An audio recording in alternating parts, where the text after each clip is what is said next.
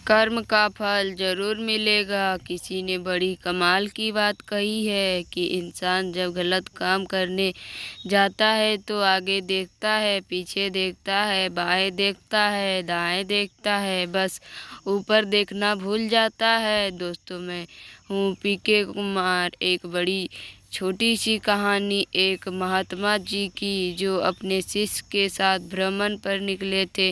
वे एक गांव से दूसरे गांव जाते थे, एक शहर से दूसरे शहर जाते थे।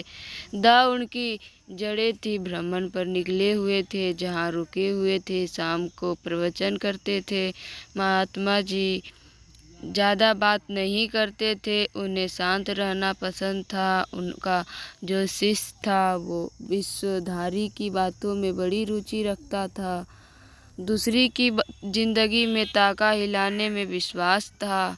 लोगों से ज़्यादा बात करना उसे पसंद था। महात्मा जी को यह पसंद नहीं था। वो ज़्यादा किसी के जीवन में ताका झुकी हुपी नहीं करते थे, अपने काम से काम रखते थे, अपने रास्ते पर चलते थे। एक सुबह निकले हुए थे भ्रमण पर, वहीं उनकी यात्रा चल रही थी। एक नदी के किनारे से जा रहे थे तो उन्होंने देखा कि एक मछुआरा था जो मछली पकड़ रहा था। गुरुजी ने अपना चुपचाप, महात्मा जी तो निकल गए, शिष्य नहीं रहा हो गया। दौड़कर मछुआरे के पास और उसके पास जाकर अहिंसा का उपदेश देना शुरू किया कि हिंसा नहीं चाहिए करनी चाहिए, काम करो, ये है वो है। बहुत से मछुआरे ने शुरू में रिएक्ट नहीं किया, शुरू में ज़्यादा नहीं बोला, लेकिन जब वह शिष्य बोल ही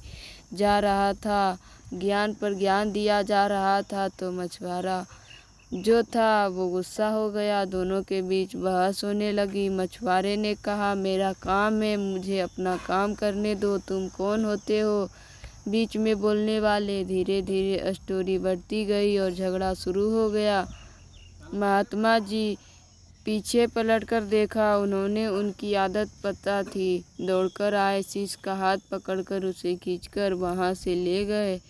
उसने कहा कि तुम क्यों उलझते हो लोगों से। शिष्य ने कहा कि गुरुजी को नहीं देखा, वह गलत काम कर रहा था, है उसे शिक्षा दे रहा था कि हिंसा नहीं करनी चाहिए, अहिंसा का रास्ता अपना।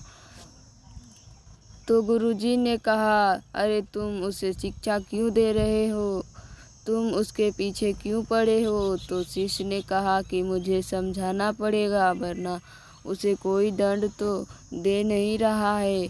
यहाँ के महाराजा ने भी कोई लक्ष्य नहीं रखा है, कैसे लोगों को दंड मिला। गुरुजी ने कहा, यहाँ कोई किसी को दंड नहीं देगा, ना तो वो देगा, किसको देना है। तुझे दंड देने की ज़रूरत नहीं है, तुझे ज़्यादा विचार की ज़रूरत नहीं है। शिष्य ने कहा, उसे कौन दंड देगा। गुरुजी ने कहा कि बस समय आने पर वह अपना फैसला सुना देता है, हमें इस पर्चे में पढ़ने की ज़रूरत नहीं है, हमें झगड़ा करने की ज़रूरत नहीं है। शिशु चुपचाप हो गया। गुरुजी ने समझाई थी बात, ज़्यादा नहीं बोलो। इस बात को 2 साल बीत गए। कमाल हुआ कि उसी रास्ते से वापस जा रहे थे। वह सुबह का समय था, नदी के किनारे के दृश्य बदले हुए थे।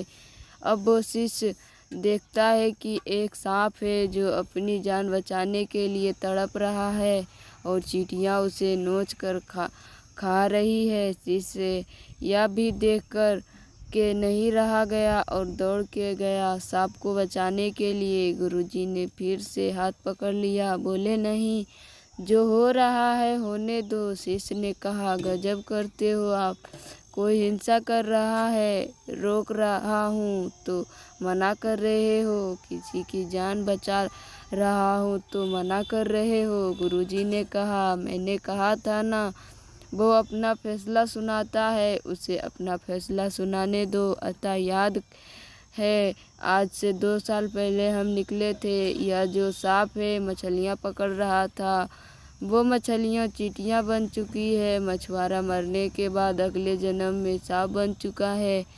अपनी करनी का फल भोग रहा है। तुम उसे मत रोको, और अगर रोकोगे इस कहानी का सीख आपका कर्म जैसा होता है आपको फल भी वैसा ही मिलता है। इसलिए हमेशा अच्छा काम करना चाहिए। धन्यवाद। अगर मेरी कहानी पसंद आए तो मेरे चैनल को सब्सक्राइब कीजिए, लाइक कीजिए एंड शेयर कीजिए।